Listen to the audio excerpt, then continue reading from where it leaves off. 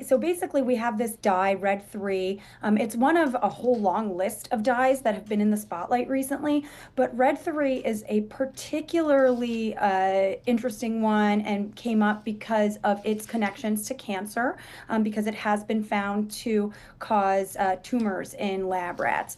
So because of that, it fell under a specific statute and gave the FDA the clearance to ban it, which they did this morning, and which we were able to break a little bit ahead of the FDA announcement. Yeah, congratulations on that story. I mean, Carol and I both sent it early on this morning when we saw that headline cross. What surprised me after reading it, Deena, was one, it took so long, and two, it took so long given the fact that there are different rules and regulations around this specific ingredient in other parts of the world, and two, in that it's in so much at the grocery store right now. What is this in? I'm thinking sprinkles, some different types of sweets, candies. Rocks, candy corn. Yeah, what's going on? Yeah, it's in a lot of candy, mints, like you said, the sprinkles.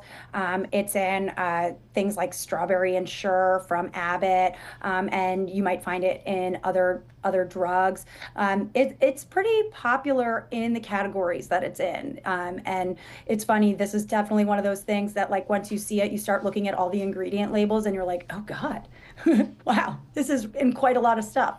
Well, what should be on our radar now? If an ingredient like this is banned, you mentioned other ingredients that are associated with hyperactivity in children.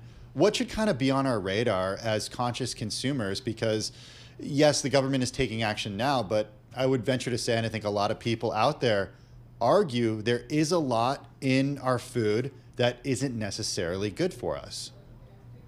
Yeah, there are a lot of ingredients that advocates would say we should just get rid of them because, if you look at something like red number 3 or red 40, which is not impacted by today's rule from the FDA, these are ingredients that don't serve any purpose other than making something look pretty. So a lot of advocates would say, like, why are we taking a risk for something like that? As consumers, it's really hard if you look at an ingredient label to know what's in there for cosmetic purposes and what's in there for something a little bit more utilitarian, like, say, increasing shelf life. But I would say any dye, like anything that comes with the color and a number, you can assume is potentially going to be in the spotlight in the next administration, from consumer groups, and in the near future. Deena, I got to ask you, though, this move coming more than 30 years since the FDA prohibited the use of red number 3 in cosmetics after studies found tumors linked to the dye in lab rats. Why wasn't it banned from food back then? This is a really good question. And, I don't think I can answer that with 100% certainty, but I would just say that, in Europe, you would not find this in almost anything. They do allow it in maraschino cherries, and I think toothpaste as well.